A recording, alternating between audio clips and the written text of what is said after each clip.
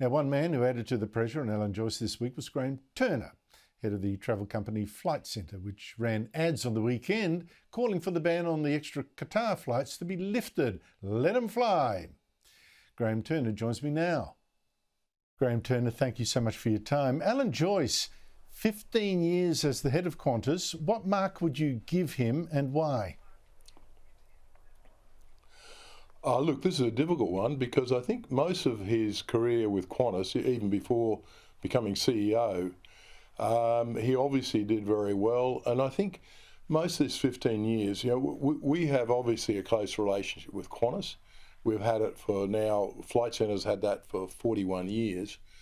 And certainly Alan's been a great partner to work with. We haven't always agreed.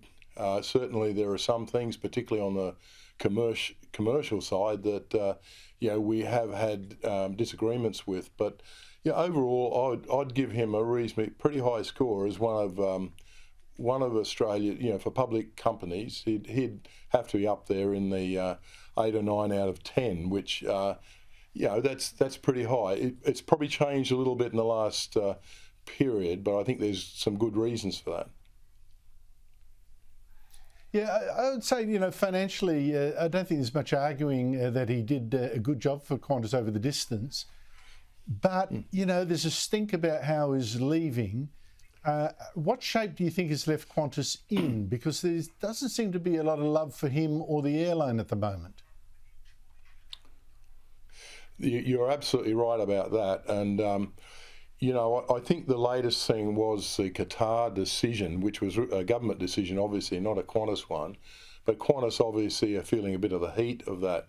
Look, having known Alan for some time and worked with him for some time, he seemed to get on really well with his people, being in his head office with him. You had a good relationship with his people, particularly senior executives.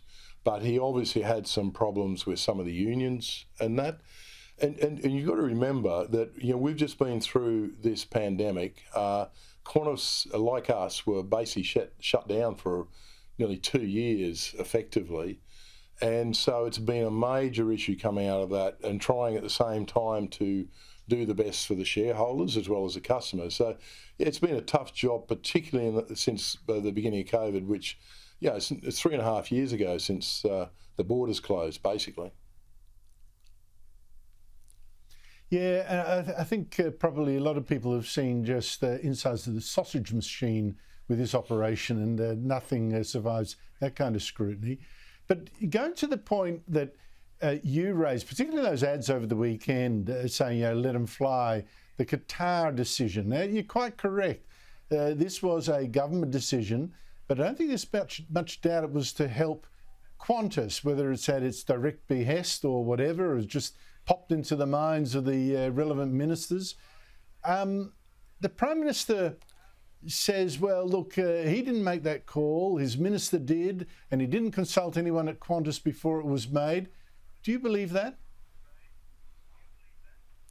Look, I possibly believe that he didn't actually talk directly to anyone at Qantas, but everyone in the travel industry feels it was his decision, basically. He override Minister Catherine King on this, and it has all the hallmarks of that. That's what we think. We don't know that, but everything points to that. The other thing that we don't know is what was the reason for it. There's been something like 7 reasons given, but no believable reasons have been given for overriding the Qatar entry into or increased entry into Australia's market. No, I can't make head nor tail of it either. There, as you say, so many reasons, and some of them are contradictory, and I can't keep up with them. Virgin, a partner with Qatar, says this ban has forced international fares to be an extra 30 or 40% higher than they needed to be. Is that correct, do you think? Look, the facts are that fares, let's say, take to UK, Europe, at the moment, and this is in late July, August, the average fare compared to 2019 was about somewhere between 45 to 60% higher. I'm talking about economy fares now, than they were in 2019.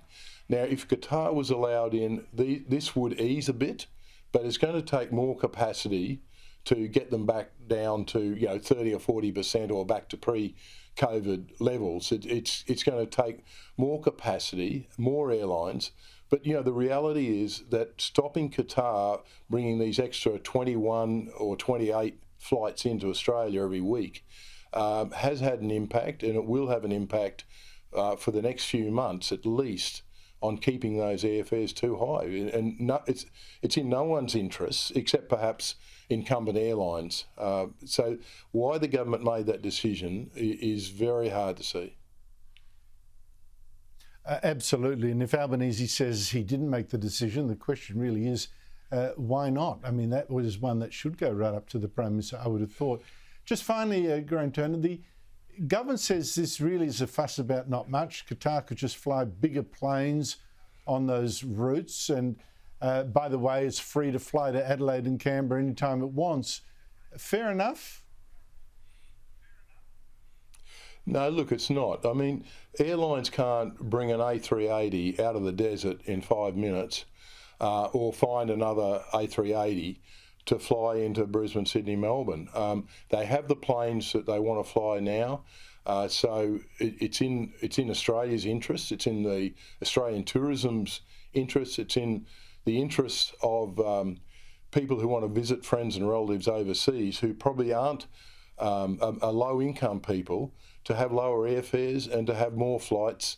And there's just no sense in denying, I can't see anyway, denying Qatar these extra flights. It would bring down the airfares, not really dramatically, but over time brings more seats, more opportunities, and certainly lower airfares.